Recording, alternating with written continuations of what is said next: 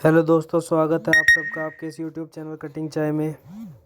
इस चैनल के माध्यम से हम आपके सामने रखते हैं अमर उजाला न्यूज़पेपर की थ्रू आउट एनालिसिस, जिसमें कि हम आपके सामने अमर उजाला फ्रंट पेज की खबरें, अमर उजाला अंतर्राष्ट्रीय खबरें, अमर उजाला की देश विदेश की खबरें, कारोबार जगत की खबरें और खेल जगत की कुछ खबरें आपके सामने रखते हैं, जिसमें कि हमारा मुख्यतः विषय रहता है द एडिटोरियल एनालिसिस।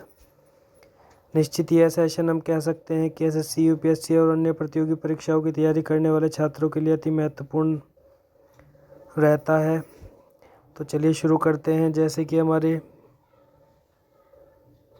जो आज की फ्रंट पेज की जो पहली ही जो खबर है वह है लोकतंत्र का मंदिर नहीं होने देंगे, दूषित अशांति फैलाने की कोशिश बर्दाश्त नहीं है।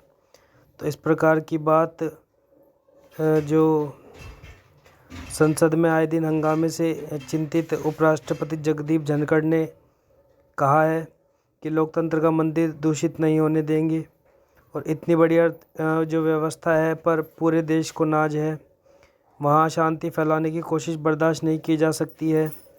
हर भारतीय का सीना और मनोबल आज पराकाष्ठा पर है। दुनिया कौतूहल से हमारी तरफ देख रही है और उत्तर प्रदेश के योगदान से देश आगे बढ़ रहा है। यह बात उपराष्ट्रपति जगदीप धनखड़ जी ने कही है।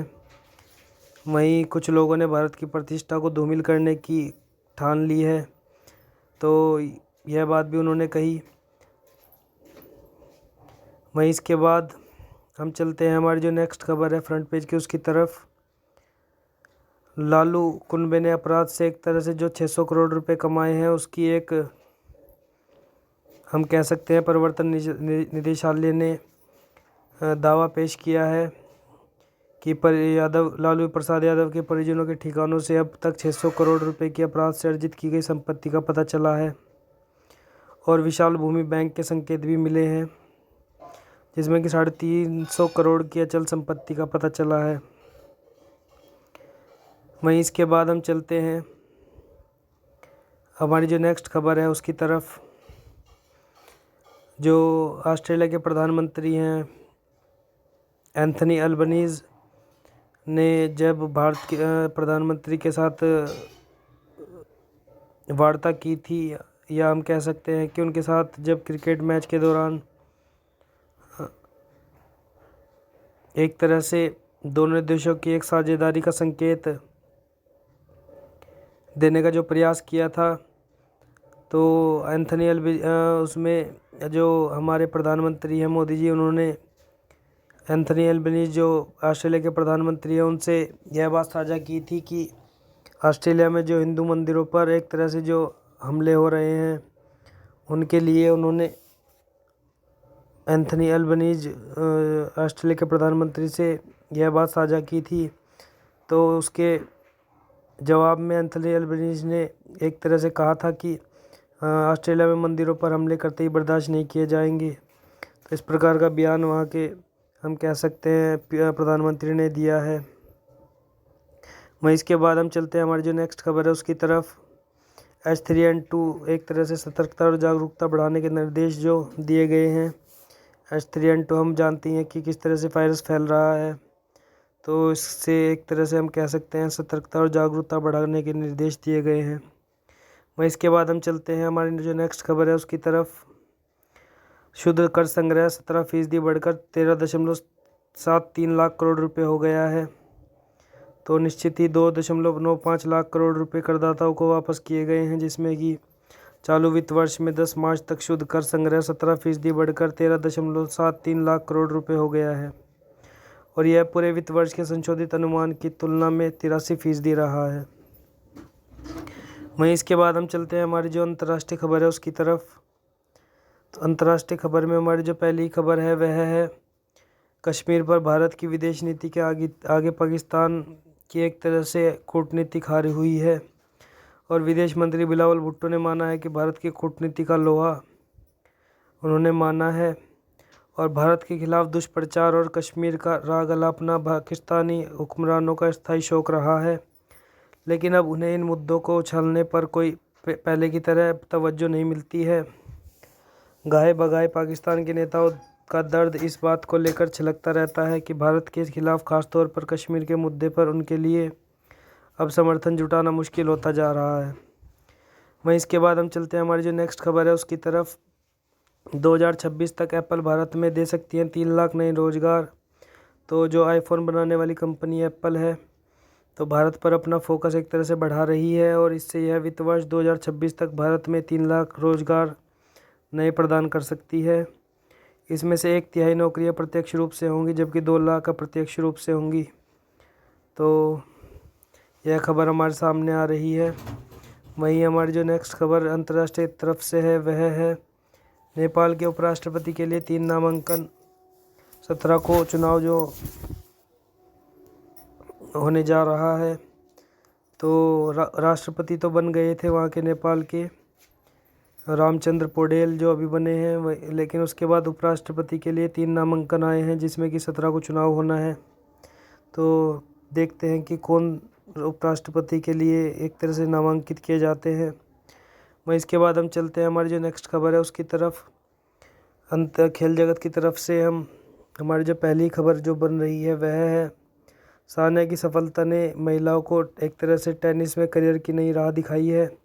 यह बात हमारे प्रधानमंत्री मोदी जी ने कही है। प्रधानमंत्री जी ने कहा है कि भारतीय टेनिस स्टार के 20 साल के शानदार करियर को जमकर सराहा गया है और पीढ़ियों को इससे प्रेरणा मिलती रहेगी। और 6 ग्रैंड स्लैम जीते हैं टेनिस स्टार सानिया ने, और 3 महिला और 3 मिश्रित युगल में। और इसमें आपकी सफलता ने कई अन्य महिलाओं को भी ताकत दी है जो अब खेलों में अपना करियर बनाना चाहती थी लेकिन किसी न किसी वजह से ऐसा करने से हिचकिचा रही थी। तो इस प्रकार से प्रधानमंत्री मोदी जी ने एक तरह से जो सानिया मिर्जा है उनकी तारीफ़ की है। वहीं इसके बाद गिल के दम पर एक तरह से तीसरे दिन भी टीम इंडिया ने एक तरह से अच्छा पलटवार किया है। तो अहमदाबाद में एक तरह से जो सलामी बल्लेबाज शुभमन गिल है तो बेहतरीन लय में चल रहे हैं और उनके 128 रन की शतकीय पारी के साथ भारत ने चौथे टेस्ट में ऑस्ट्रेलिया के खिलाफ पलटवार करते हुए पहली पारी में 3 विकेट पर 289 रन बना लिए हैं।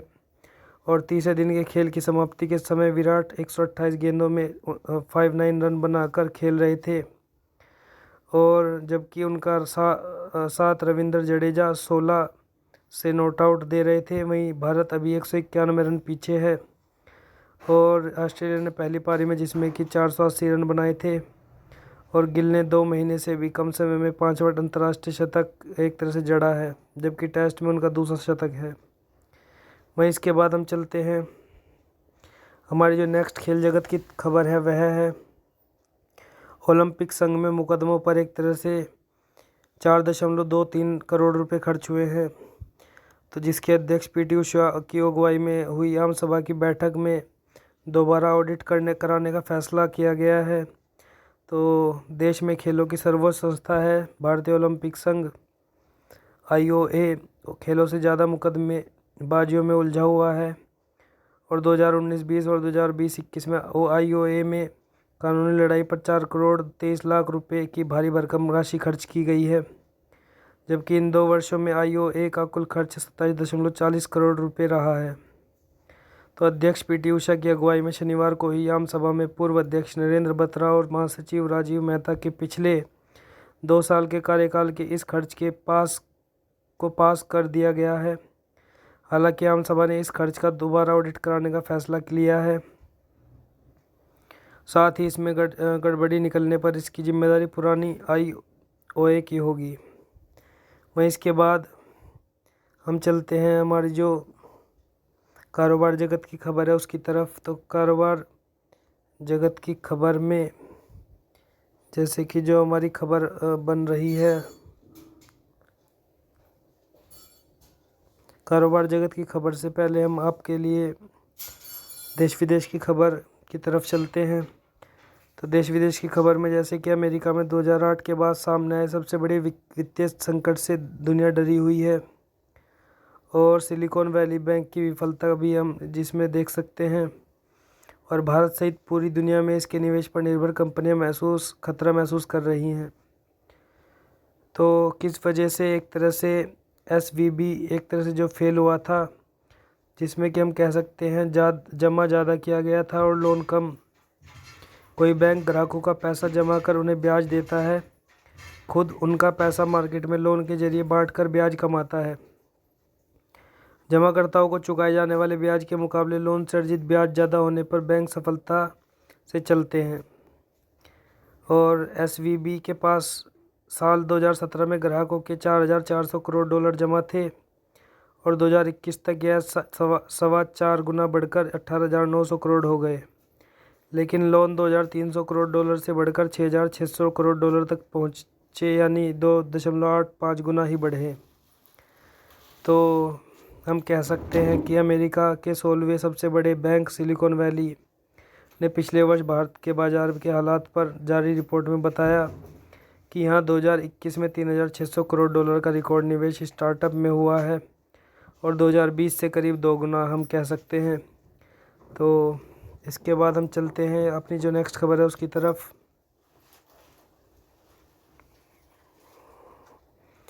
नौसेना का जो हादसा हुआ है उसके बाद से हम जो सैन्य बलों ने ध्रुव हेलीकॉप्टरों के इस्तेमाल पर एक तरह से रोक लगाई है। और सैन्य बलों ने 2 दिन पहले जो एक तरह से हम कह सकते हैं मुंबई तट पर हुए हादसे के बाद ALH ध्रुव हेलीकॉप्टरों के परिचालन पर रोक लगा दी गई है और एहतियाती तौर पर लगाई गई है रोक हादसे की वजहों के सामने आने तक जारी रहेगी। वहीं इसके बाद हम चलते हैं हमारी जो नेक्स्ट खबर है उसकी तरफ। हमारी जो नेक्स्ट खबर है वह है देश विदेश की तरफ से कारीगरों को देश की अर्थव्यवस्था का हिस्सा एक तरह से सरकार बनाने जा रही है। यह बात हमारे प्रधानमंत्री मोदी जी ने कही है और PM ने कहा है कि हमारे आज के विश्वकर्मा बन सकते हैं कल के उद्यमी। मिशन मोड में काम की ज़रूरत है। और प्रधानमंत्री नरेंद्र मोदी ने कहा है कि प्रधानमंत्री विश्वकर्मा कौशल सम्मान योजना का उद्देश्य पारंपरिक कारीगरों और शिल्पकारों की परंपरा को संरक्षित करना है और उनका विकास करना है। हमारी सरकार उन्हें वैल्यू चेन सिस्टम का हिस्सा बनाने की दिशा में काम कर रही है और इसके लिए उन्हें औजार और तकनीक के जरिए मदद दी जाएगी। कारीगरों को देश की अर्थव्यवस्था का हिस्सा बनाया जाएगा। तो इस प्रकार की बात हमारे प्रधानमंत्री जी ने कही है। वहीं शराब घोटाले में BRC नेता कविता से ED ने एक तरह से प्रवर्तन निदेशालय जो है उसने 9 घंटे तक पूछताछ की है और हैदराबाद में PM के खिलाफ एक तरह से जिसके विरोध में पोस्टर भी लहराए गए हैं, दिल्ली में भी प्रदर्शन किए गए हैं। और इसके बाद हम चलते हैं अपनी नेक्स्ट खबर की तरफ। एक जो रिपोर्ट हमारे सामने आई है, जो महिला जज हैं एक तरह से उन्हें भस्मासुर किसी वकील ने एक तरह से कह दिया था। गुवाहाटी की यह घटना है। तो हाई कोर्ट ने एक तरह से उस वकील को दोषी ठहराया गया है और उन्हें आश्वस्त भी किया है कि यह उनका पहला अपराध है और भविष्य में ऐसा नहीं करेंगे। वहीं इसके बाद हमारी जो नेक्स्ट खबर है उसकी तरफ हम चलते हैं।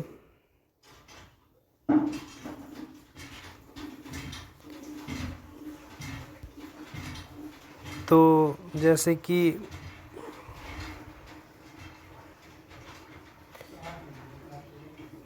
एक जो गांव है, देश विदेश की खबर की तरफ से ये खबर आपके सामने आ रही है। हुसैनीवाला बॉर्डर के गांव में एक तो ना तो डाक खाना है और ना ही बैंक। तो यह एक हम कह सकते हैं पाकिस्तान से सीमा से लगा हुआ ये एक तरह से गांव है। तो हुसैनीवाला बॉर्डर के गांव में हम कह सकते हैं कि जो हुसैनीवाला बॉर्डर जो लगता है उसके बराबर में जितने भी गांव हम एक तरह से कह सकते हैं उनमें ना तो कोई बैंक है और ना ही डाक खाना है। तो इस प्रकार की जो एक न्यूज़ हमारे सामने आ रही है। वहीं इसके बाद हम चलते हैं अपनी जो नेक्स्ट खबर है उसकी तरफ। तो नेक्स्ट खबर हमारी जो है वह है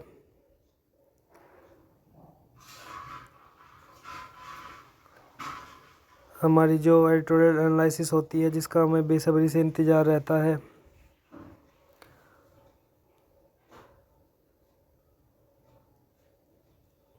तो जैसे कि हमारी पहली एडिटोरियल एनालिसिस एक तरह से लिखी गई है, जो भूकंप से एक तरह से जो एर्डोगन की छवि ध्वस्त हुई है। तो तुर्की में हताश लोगों का सरकार के प्रति गुस्सा साफ दिखता है और पिछले भूकंप के बाद मतदाताओं ने सत्तारूढ़ दल को खारिज कर दिया था और आगामी मई में होने वाले चुनाव अगर स्वतंत्र और पारदर्शी हुए तो मतदाता शायद एक बार फिर इतिहास दोहराने का प्रयास करेंगे। तो Lydia Paul green the New York times की जो एक तरह से हम कह सकते हैं द न्यूयॉर्क टाइम्स में जो लेख लिखा है तो उसी पर आधारित यह है क्या नाम एक तरह से जो लेख लिखा गया है, जो एडिटोरियल एनालिसिस है, वह हम आपके सामने रख रहे हैं। तो तुर्की में तेज़ी से फैलती कब्रगाह के हर मलबे में एक त्रासदी है। जैकी करबाबा ने मुझसे कहा। करबाबा के भाई हामिद, उसकी बीवी फातिमा और 2 बच्चे 10 साल के अहमद और 3 साल की इब्रा भूकंप के दौरान मलबे में दब गए थे। लेकिन वह तो त्रासदी की महज शुरुआत थी। अगले 3 दिन तक कोई पेशेवर राहतकर्मी वहां नजर नहीं आया। जैकी ने बताया, उसके बाद जब राहतकर्मी वहां पहुंचे तब तक उन चारों की मौत हो चुकी थी। पिछले हफ्ते भूकंप से ध्वस्त दक्षिणी तुर्की में बिताए गए एक सप्ताह के दौरान मुझे हर जगह कमोबेश ऐसी ही बातें सुनने को मिली। विश्व बैंक का आंकड़ा है कि भूकंप से तुर्की को सीधे 34.2 अरब डॉलर का नुकसान हुआ है, जो कि देश के जीडीपी का लगभग 4% है। तुर्की की सरकार का, जिसका नेतृत्व निरंकुश राष्ट्रपति एर्दोगन करते हैं, कहना है कि देश की बर्बादी एक ऐसे भूकंप के कारण हुई है जिसे रोका नहीं जा सकता था, पर इसे प्राकृतिक हादसा नहीं कहा जा सकता। सरकार पूरी तरह विफल साबित हुई है। हजारों लोगों को इस तरह नहीं मरना चाहिए था। राहत कार्य करने वाले एक स्वयंसेवक अली असलन का कहना था कि भूकंप ने न केवल एर्दोगन की ताकतवर छवि भी ध्वस्त कर दी है, बल्कि इससे निरंकुश शासन के अंतर्विरोध भी सामने आए हैं। यह पहली बार नहीं है जब संकट के समय तुर्की की जनता को अपनी सरकार से निराशा हाथ लगी है। पीढ़ियों से वहां की जनता को यह कहा जाता रहा है कि सरकार उनकी सुरक्षा करेगी। जनता को दिए गए इस आश्वासन का जितना लाभ एर्दोगन ने उठाया है, उतना शायद ही किसी और ने उठाया हो। 1999 में इस्तांबुल में आए भूकंप के बाद, जिसमें 17,000 लोग मारे गए थे, एर्दोगन जनता से सुरक्षा का वादा कर सत्ता में आए थे। लेकिन पिछले महीने आए भीषण भूकंप के बाद कई दिनों तक शोकाहत लोग सरकारी राहत कर्मियों का इंतजार ही करते रहे। मैं यह नहीं कहता कि नागरिक सुरक्षा संगठन ध्वस्त हो गया है। ऐसे किसी संगठन का अस्तित्व ही नहीं है। मैंने पाया है कि भूकंप से निपटने की थोड़ी सी तैयारी नहीं थी। भूकंप के बाद एक सांसद की हताश टिप्पणी ही हकीकत बताने के लिए काफ़ी थी। सरकारी प्रतिक्रिया तुर्की की राजनीतिक और आर्थिक व्यवस्था के दिवालियेपन का सबूत थी। भूकंप ने तमाम वैचारिकताओं को भी ध्वस्त कर दिया है। ध्वंसावशेष के सामने झूठ बोलना ही तुर्की की राजनीतिक और प्रशासनिक व्यवस्था है। कैबिनेट के एक सदस्य ने भूकंप के बाद अपने एक भाषण में कहा था कि तुर्की में हताश लोगों का सरकार के प्रति गुस्सा साफ दिखता है। झूठ झूठ और सिर्फ झूठ बोलते हुए 20 साल गुजार दिए। अब इस्तीफा दो। फुटबॉल के असंख्य प्रशंसकों ने हाल ही में चीखते हुए सरकार से कहा है कि इस्तांबुल के भूकंप के बाद एर्दोगन की पार्टी सुशासन और जन सुरक्षा के वादे के साथ सत्ता में आई थी। उनकी सरकार ने आवासीय क्षेत्र को विस्तार दिया था और प्रति व्यक्ति जीडीपी 3 गुना बढ़ गई थी और 2013 में यह नई ऊंचाई पर पहुंच गई है। हर शहर में गगनचुंबी टावर दिखाई देने लगे हैं, पर आसमान छूते ऐसे अनेक भवन भूकंप के दौरान सिर्फ ध्वस्त ही नहीं हुए हैं, उनके साथ सुशासन और ईमानदारी के सरकारी वादे भी ध्वस्त दिखे हैं। दक्षिणी तुर्की के एक सिविल इंजीनियर ने मुझे बताया कि किस तरह ठेकेदारों ने प्रशासनिक अधिकारियों को रिश्वत दी है और सरकार ने इनकी अनदेखी की है। वर्ष 2018 में चुनाव से पहले एर्दोगन ने सख्त भवन संहिता का पालन न करने वाले बिल्डरों को माफ़ कर दिया था। शासन के पहले दशक में एर्दोगन को खुलेपन और लोकतंत्र का चैंपियन बताया गया है, पर 2016 से उनकी निरंकुशता के सबूत सामने आने लगे हैं। उन्होंने सिविल सोसाइटी के पर कतर दिए। स्वतंत्र प्रेस का काम सिर्फ विपक्ष को निशाना बनाना रह गया है। वर्ष 2017 में जनमत संग्रह के जरिए उन्होंने तुर्कियों को एक उदार संसदीय प्रणाली से कठोर कार्यकारी प्रणाली में बदल दिया है, जिसके तहत न्यायपालिका और विधायिका पर उनकी मजबूत पकड़ स्थापित हो गई है। एर्डोगन ने खुद को उन चुने हुए निरंकुश शासकों के क्लब में शामिल कर लिया है जो सत्ता में तो लोकतांत्रिक ढंग से चुनावों के जरिए आए, पर धीरे धीरे खुद को राजनीतिक प्रतिस्पर्धा से अलग और सुरक्षित कर लिया है।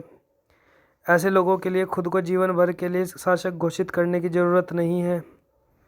ये लोग धीरे धीरे संस्थानों की स्वतंत्रता, नागरिक समाज और मीडिया को नष्ट कर देते हैं, कानून का इस्तेमाल कर अपने प्रतिद्वंदियों को मैदान से हटा देते हैं, फिर चुनाव जीतने वाले अकेले राजनेता रह जाते हैं।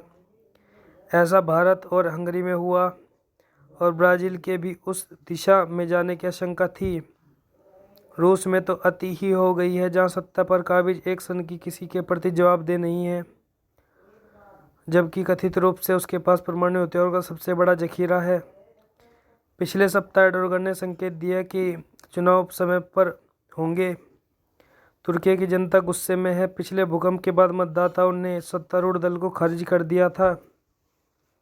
आगामी मई में होने वाले चुनाव अगर स्वतंत्र और पारदर्शी हुए तो मतदाता शायद एक बार फिर इतिहास दोहराने का प्रयास करेंगे। वही निश्चित हम कह सकते हैं। तो किस प्रकार से भूकंप से एक तरह से जो तुर्की की जो स्थिति हम साफ देख सकते हैं। वहीं इस एडिटोरियल एनालिसिस के बाद हम चलते हैं अपनी जो नेक्स्ट एनालिसिस है उसकी तरफ। तो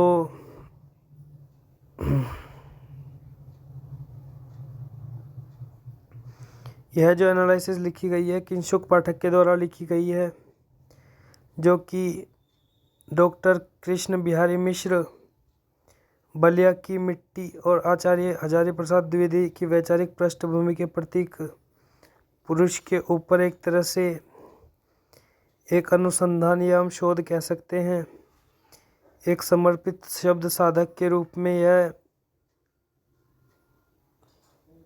एनालिसिस लिखने का प्रयास किया गया है। और चलिए हम शुरू करते हैं। समर्पित अध्येता विद्वान डॉक्टर कृष्ण बिहारी मिश्र का अवसान ऐसा शून्य छोड़ गया है जिसकी पूर्ति शायद ही संभव हो। विगत 7 मार्च को कोलकाता में उनका निधन हो गया। बलिया के मूल निवासी और कलकत्ता की साहित्य और वैदुष्य की चेतना के मूर्त रूप मिश्र जी सही मायने में विद्या तपस्वी थे। लोकेशना से कोसों दूर मिश्र जी का व्यक्तित्व साहित्य और पत्रकारिता का दीप स्तंभ है। निबंधकार, स्वामी रामकृष्ण परमहंस के जीवनीकार, हिंदी पत्रकारिता के अन्वेषी विद्वान, ललित निबंधकार, समीक्षक, अनुवादक मिश्र जी की साहित्य सेवा बहुआयामी रही है। साहित्य और भारतीय पत्रकारिता जगत, विशेष रूप से हिंदी पत्रकारिता, उनकी चिर ऋणी रही है।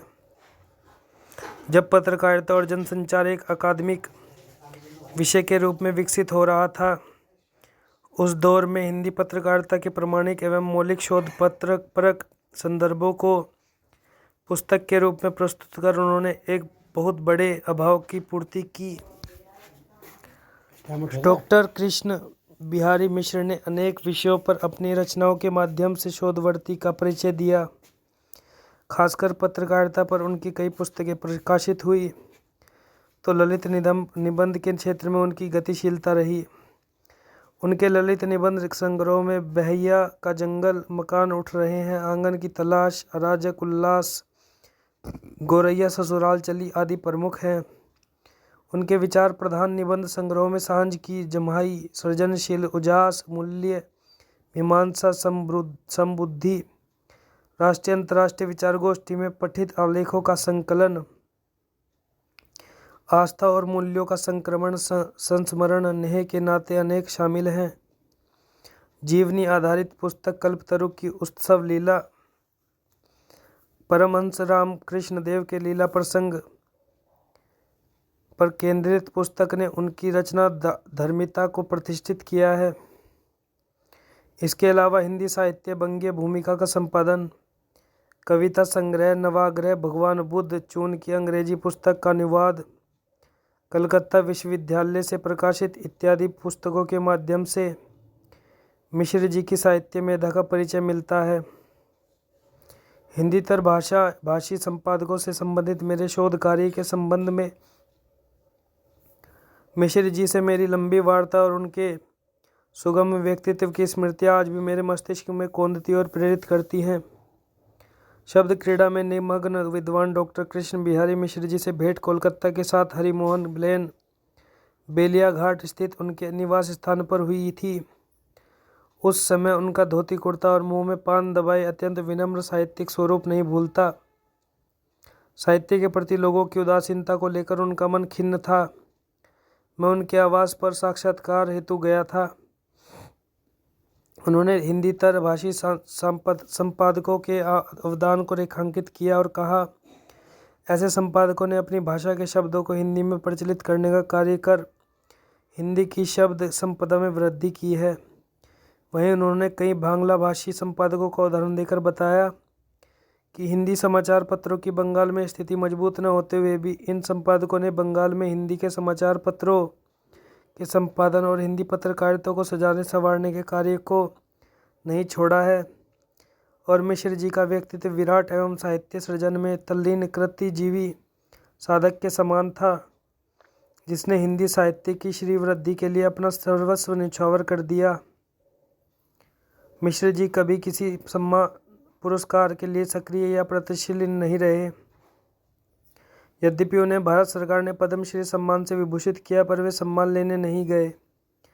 भारत सरकार के गृह सचिव ने उन्हें उनके निवास पर जाकर यह राष्ट्रीय सम्मान प्रदान किया। स्वामी रामकृष्ण परमहंस के जीवन पर आधारित उनकी चर्चित कृति कल्पतरु की उत्सव लीला को प्रतिष्ठित मूर्ति देवी सम्मान, उत्तर प्रदेश हिंदी संस्थान का महात्मा गांधी सम्मान, साहित्य भूषण सम्मान के बाद भी उनका व्यक्तित्व किसी दंभ का नहीं बल्कि विनम्रता, तृणादीपी, सुनिचैन, तिरोरपी सहिष्णुता का प्रतीक था। मिश्र जी मूलतः बलिया उत्तर प्रदेश की मिट्टी और आचार्य हजारी प्रसाद द्विवेदी की वैचारिक पृष्ठभूमि के प्रतीक पुरुष थे। उनकी रचनाएं सूक्ष्म निरीक्षण और अनुसंधान तथा शोध अध्यात्म वृत्ति का जीवंत प्रमाण है। अपने समय कालखंड 20 से 21वीं सदी के प्राय सभी शीर्ष रचनाकारों के वह प्रिय रचनाकार थे। मिश्र जी जमीन से जुड़े आध्यात्मिक वृत्ति के रचनाकार थे। उनके कुरेदने वाले विचार आज प्रासंगिक हैं और उनकी प्रासंगिकता सर्वकालिक महत्व की है। आधुनिकता यदि धरती से विलग करती हो, आत्मग्लानि आत्मलीन बनाती हो, उसके स्पर्श से आदमी समाज के साथ हंसना रोना भूल जाता हो, तो मुझे नहीं चाहिए आधुनिकता की ऐसी दुम। अपना भोजपुरी देहाती रंग रूप ही भला है जो लोक कंठ में गूंजता है, फाग राग में छलकता है, चैता की मादकता बिखेरता है। तो इस प्रकार के एक तरह से जो समर्पित साधक हम कह सकते हैं डॉक्टर कृष्ण बिहारी मिश्र जी को।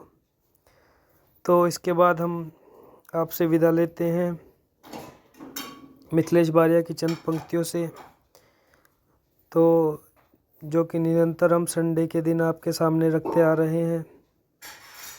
तो आखिर में रिश्तों का कर लेते सही बही खाता, काश मार्च का महीना ज़िंदगी में भी आता। फिर दूसरी जो उन्होंने लाइन कही है, 2 छोटे बेटे 1 बेटी बड़ी है, इसके अलावा उसके खेतों में फसल खड़ी है। वहीं इसके बाद उन्होंने कहा है कि उस पेड़ को जब दूर से देखता होगा, वो बालकनी का पौधा जाने क्या सोचता होगा। तो इस प्रकार से हम इन्हीं शब्दों के साथ आपसे विदा लेते हैं। निरंतर हमारे साथ बने रहिए कटिंग चाय में। निरंतर हम आपके लिए लेकर आते रहेंगे अमर उजाला न्यूज़पेपर की थ्रू आउट एनालिसिस, जो कि निश्चित ही हम कह सकते हैं एसएससी, यूपीएससी और अन्य प्रतियोगी परीक्षाओं के लिए अति महत्वपूर्ण सिद्ध होती है। धन्यवाद।